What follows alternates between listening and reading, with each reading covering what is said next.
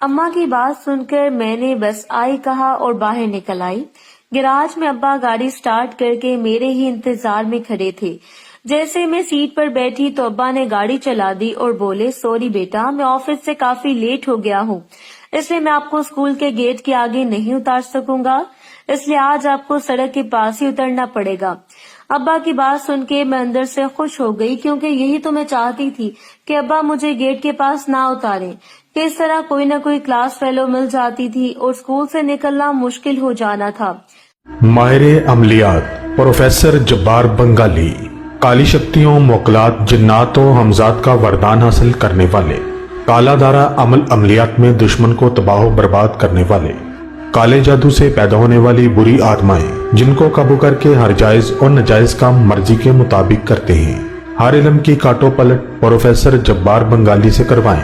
علم اگنی، علم آتشی کے وار سے بے وفا محبوب کی روح تڑپ اٹھے اور جھکنے پر مجبور ہو جائے۔ دنیا میں ہلچل مچا دینے والے عملیات کے کامیاب عمل، ابھی کا اشارہ اور پھر دیکھ جبار بنگالی کا نظارہ۔ کالے علم کے وار سے چلتا پھرتا انسان آپ کی مرضی کے مطابق چلے۔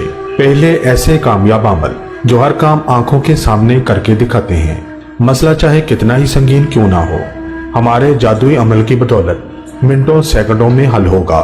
محبوب کو ملانا صرف چند گھنٹے میں، بھٹکا ہوا شوہر اور سنگ دل بیوی آپ کے قدموں میں، من پسند شادی جہاں کہو گے وہاں ہوگی، دشمن کی چال کو ناکام بنانا، اولاد کا نہ ہونا یا ہو کر مر جانا، روز بروز کی لڑائی، بار بار ناکام محبت کے پیچھے بھاگنا، طلاق لینی ہو یا رکھوانی ہو کا فوری حل۔ زندگی بڑی انمول ہے، اس کو خوشیوں سے بھر لو۔ اگر دل مانے تو ایک دفعہ جبار بنگالی سے رابطہ ضرور کریں، اور سکون نہ ملے تو ہمیشہ کے لیے عملیات کرنا چھوڑ دوں۔ نہ کوئی کلاس فیلو مل جاتی تھی اور اسکول سے نکلنا مشکل ہو جانا تھا، جبکہ سڑک پر اتارنے سے مجھے اتنا زیادہ رسک نہیں لینا پڑتا تھا، کیونکہ ہمارا اسکول مین سڑک سے تھوڑا آگے تھا۔ چنانچہ ابا نے مجھے سڑک پر اتارا اور قبل اس کے کہ میں کھڑکی کے پاس کھڑی ہو کر ان کو ٹاٹا کرتی، ابا یہ جا وہ جا۔ جیسے ہی ابا کی گاڑی میری نظروں سے اوجھل ہوئی تو خود بخود میری نگاہ اس طرف اٹھ گئی کہ جہاں میں نے دلاور کو کھڑا ہونے کے لیے کہا تھا۔ دیکھو تو عین اسی جگہ دلاور رکشہ لیے کھڑا تھا۔ جیسے ہی ہماری آنکھیں چار ہوئی، اس نے رکشے کی طرف اشارہ کیا اور کہا، خود رکشے میں بیٹھ گیا۔ میں نے ادھر ادھر دیکھا اور چلتے ہوئے رکشے کے قریب پہنچی اور پھر ایک دم سے رکشے میں بیٹھ گئی۔ میرے بیٹھتے ہی رکشہ چل پڑا اور کوئی 4-5 منٹ کی مسافت کے بعد وہ رکشہ ایک زیر تعمیر مکان کے پاس جا کر رک گیا۔ دلاور نے مجھے نیچے اترنے کا اشارہ کیا، چنانچہ رکشے سے اترنے سے پہلے میں نے اپنے اسکول بیگ میں ہاتھ ڈالا اور اس میں سے ایک بڑی سی چادر نکالی اور رکشے سے نکلنے سے پہلے میں نے اس چادر سے خود کو اچھی طرح نہ صرف ڈھانپ لیا بلکہ اپنے چہرے کو بھی چھپا لیا تھا۔ یہ سب کرنے کے بعد میں رکشے سے باہر آ گئی اور دلاور کے پیچھے چل پڑی، اور آنے والے واقعات کا تصور کرتے ہوئے میرا دل دھک دھک کر رہا تھا اور نیچے ہلچل مچی ہوئی تھی۔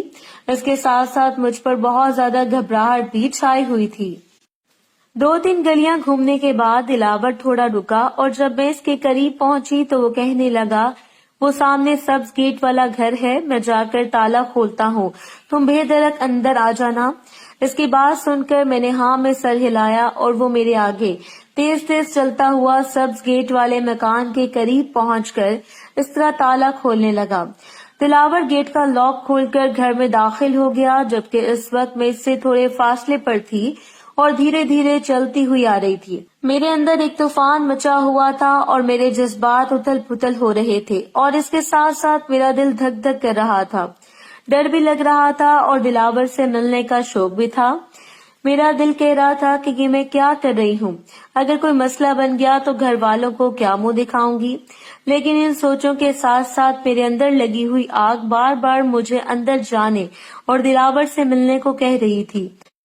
دوسری طرف میرا ضمیر مجھے ملامت کر رہا تھا اور میں اپنے آپ سے لڑتی ہوئی سبز گیٹ والے گھر کے پاس پہنچ کے رک گئی اور کن اکھیوں سے آس پاس کا جائزہ لیا۔ گلی میں دور دور تک کوئی بھی نہیں تھا اور میرے اندر کی کثرت مجھے اندر داخل ہونے کا کہہ رہی تھی، اور میں اسی شش و پنج میں تھی کہ اندر سے مجھے دلاور کی آواز سنائی دی۔ وہ کہہ رہا تھا جلدی سے اندر آ جاؤ، اور میں کچھ ہچکچاہٹ کے بعد گیٹ کے اندر داخل ہو گئی۔ جیسے ہی میں گیٹ کے اندر داخل ہوئی، دلاور نے آگے بڑھ کے گیٹ کو بند کر لیا اور مجھے ساتھ لگا لیا۔ اس وقت میرا برا حال تھا اور میں ہولے ہولے کانپ رہی تھی، جبکہ دلاور یہ سمجھا کہ یہ سب ڈر کے مارے ہو رہا ہے، اس سے وہ بولا ڈرو نہیں میری جان، میں ہوں نا، کچھ بھی نہیں ہوگا، بس ہم تھوڑا سا پیار کریں گے، تھوڑی باتیں کریں گے۔ دلاور کی باتیں سن کر اور اس کے ساتھ ملتے ہی میری ساری سوچیں دور ہو گئیں، لیکن پتہ نہیں کیوں ایک انجانا سا خوف ابھی تک میرے اندر کنڈلی مارے بیٹھا تھا۔ ادھر دلاور نے مجھے تھوڑی دیر کے لیے ساتھ لگایا اور پھر میرا ہاتھ پکڑ کر بولا آؤ چلیں، اور مجھے لے کر ڈرائنگ روم میں آ گیا۔ اس ڈرائنگ روم میں وال ٹو وال قالین تھا اور بہت اچھی طرح سے سجا ہوا تھا۔ دلاور نے مجھے ایک طرف صوفے پر بیٹھنے کو کہا اور خود میرے سامنے کھڑا ہو کر بولا کیا پیو گی؟ تو میں نے ادھر ادھر دیکھتے ہوئے کہا کچھ نہیں دلاور، اور پھر اس کی طرف دیکھتے ہوئے بولی پتہ نہیں کیوں مجھے بڑا ڈر لگ رہا ہے۔ تو وہ کہنے لگا میری جان، ڈر تم کو اس لیے لگ رہا ہے کہ تم کو ابھی تک اس بار والے گھر کا واقعہ نہیں بھولا۔ پھر وہ گھٹنوں کے بل میرے سامنے بیٹھ گیا اور بولا بے فکر ہو جاؤ میری جان، میرے ہوتے ہوئے تم کو ڈرنے کی کوئی ضرورت نہیں۔ اور پھر وہ اٹھا اور یہ کہتے ہوئے چلا گیا کہ میں تمہارے لیے کچھ ٹھنڈا لاتا ہوں، اور کچھ ہی دیر بعد وہ کوک کی 2 بوتلیں لے آیا۔ ہم نے کوک پی اور وہ مجھ سے کہنے لگا آؤ میں تم کو یہ گھر دکھاتا ہوں۔ اس کی بات سن کر میں اس کے ساتھ چل پڑی۔ گھر کی گیلری سے ہوتے ہوئے وہ مجھے لے کر ایک کمرے میں چلا گیا، اور کمرے میں داخل ہوتے ہی اس نے دروازہ بند کر دیا اور بولا کیا خیال ہے پہلے تھوڑی گپ شپ نہ ہو جائے؟ اور پھر اس نے مجھے اپنے قریب کیا اور خود لگا لیا اور میرے کان میں بولا ہما تم بہت پیاری ہو، آئی لو یو، اور اس کے ساتھ ہی ہم وہ کام کرنے لگے جو ہم کرنے آئے تھے۔ جیسے جیسے دلاور اپنا کام کر رہا تھا ہم بہت انجوائے کر رہے تھے۔ پھر وہ نیچے بیٹھ گیا اور لالی پاپ والا کام کرنے لگا۔ میں نے کبھی اس کے بارے میں سوچا بھی نہیں تھا۔ جیسے اس نے وہ کام کرنا شروع کیا میں اپنے آپ کو 7ویں آسمان پر محسوس کرنے لگی۔ کچھ دیر کرنے کے بعد اس نے کہا اب تم کرو۔ میں نے نہ چاہتے ہوئے بھی لالی پاپ والا کام شروع کر دیا۔ ابھی میں وہ کام مکمل کر کے پیچھے ہٹی تھی کہ اچانک دھڑام سے دروازہ کھلا اور بے اختیار میری نظریں دروازے کی طرف چلی گئیں اور پھر میرا دل دھک سے رہ گیا۔ میں نے دیکھا کہ دروازے سے ایک مشٹنڈی سی شکل والا لڑکا کمرے میں داخل ہو رہا تھا اور اس نے ایک ہاتھ میں خنجر پکڑا ہوا تھا۔ اس لڑکے کی شکل دیکھ کر ہی میری ریڑھ کی ہڈی میں ایک سرد سی لہر دوڑ گئی اور میں نیم بے ہوش سی ہو گئی، اور میں نے بے اختیار دلاور کی طرف دیکھا تو اس کا بھی رنگ اڑا ہوا تھا۔ پھر اس نے مجھے اور میں نے اس سے دیکھا، اس کی آنکھوں میں بے بسی تھی، اور پھر میری نگاہ اس لڑکے کی طرف گئی، وہ ہماری ہی طرف آ رہا تھا۔ میری تو جیسے روح ہی فنا ہو گئی تھی اور میں سوچ رہی تھی کہ اب میں کیا کروں، کہ اس وقت میں بھاگ بھی نہ سکتی تھی کیونکہ میں تقریباً برہنہ ہی بستر پر لیٹی تھی، اور جہاں تک دلاور کا تعلق تھا تو وہ ہونکوں کی طرح کبھی لڑکے کو اور کبھی میری طرف دیکھتا جا رہا تھا۔ خنجر دیکھ کر اس کی بھی سیٹی گم ہو گئی تھی، لیکن مسئلہ میرا تھا کہ نہ میں آگے جوگی تھی نہ میں پیچھے جوگی۔ اب کیا کروں، کہاں جاؤں، کیا کروں؟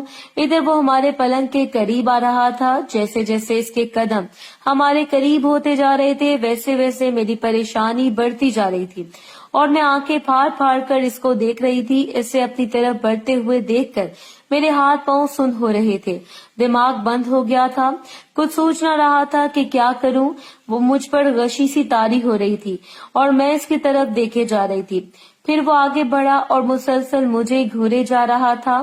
تب اچانک مجھے اپنے بے لباس ہونے کا احساس ہوا، چنانچہ اس لڑکے کے پلنگ تک پہنچنے سے پہلے ہی میں نے بڑی پھرتی سے نیچے والا لباس پہن لیا اور اوپر والا نیچے کر لیا۔ وہ بڑے ڈرامائی انداز میں پلنگ کے قریب آ کے رکا اور پھر اس نے اپنا ایک پاؤں پلنگ کے اوپر رکھا اور پھر اس نے میری طرف دیکھا اور بڑی ہی حقارت آمیز لہجے میں مجھ سے مخاطب ہو کر بولا لباس کیوں پہنا ہے، چل اتار، اب میری باری ہے۔ اس کی بات سن کر میرا تو دماغ ہی الٹ گیا۔ اس کے باوجود کہ میں ایک ڈرپوک اور بزدل لڑکی تھی، لیکن اس میں بھی کوئی شک نہ تھا کہ میں کوئی گری پڑی یا سڑک چھاپ لڑکی ہرگز نہ تھی، بلکہ میں تو ایک خوشحال گھرانے کی فرد تھی، اور اس کے ساتھ 4 بھائیوں کی سب سے چھوٹی اور لاڈلی بہن تھی۔ اس نے جس لہجے میں مجھ سے بات کی تھی، اس چیز نے میرے تن بدن میں آگ لگا دی تھی اور میں بھول گئی تھی کہ اس وقت میری پوزیشن بڑی ہی کمزور تھی پھر میں نے اس کی طرف دیکھا اور بڑے غصے سے بولی، زبان سنبھال کر بات کرو، میں کوئی ایسی ویسی لڑکی نہیں ہوں۔ میری بات سن کر وہ کسی پنجابی فلم کے ولن کی طرح ہنسا اور دانت پیس کر بولا، ایسی ویسی لڑکی، تو جیسے یہاں عبادت کرنے کے لیے آئی تھی۔ اس کی بات سن کے میں نے مدد کے لیے دلاور کی طرف دیکھا تو وہ اس لڑکے کے ساتھ اشارہ بازی کر رہا تھا، اور لمحے کے 1000ویں حصے میں مجھے یہ ساری بات سمجھ آ گئی کہ یہ دونوں آپس میں ملے ہوئے تھے اور اب میرے ساتھ ڈرامہ کر کے یہ لڑکا بھی لینے کے چکر میں تھا۔ یہ سب جان کر میرے اندر دلاور کے لیے نفرت کی ایک تیز لہر ابھری، اور اس سے قبل کہ میں دلاور کی طرف سے دیے گئے اتنے بڑے دھوکے سے پھٹ پڑتی، میں نے بڑی ہی مشکل سے خود پر قابو پایا اور زہر کے گھونٹ پی کر چپ رہی اور ان پر کچھ ظاہر نہ ہونے دیا۔ اس دوران مجھے اس لڑکے کی آواز سنائی دی، وہ دلاور سے کہہ رہا تھا، اوئے چل دفع ہو جا یہاں سے۔ اس پر دلاور نے تھوڑا احتجاج کیا، لیکن جب اس لڑکے نے خنجر دکھایا تو دلاور مجھ سے نظریں چراتا ہوا وہاں سے باہر نکل گیا۔ جیسے دلاور۔ محترم ناظرین اور سامعین، اس کہانی کا باقی حصہ اگلی آنے والی ویڈیوز میں پیش کیا جائے گا۔ اگر آپ کو ویڈیو اچھی لگے تو ویڈیو کو لائک اور ہمارے چینل کو سبسکرائب ضرور کریں۔ شکریہ۔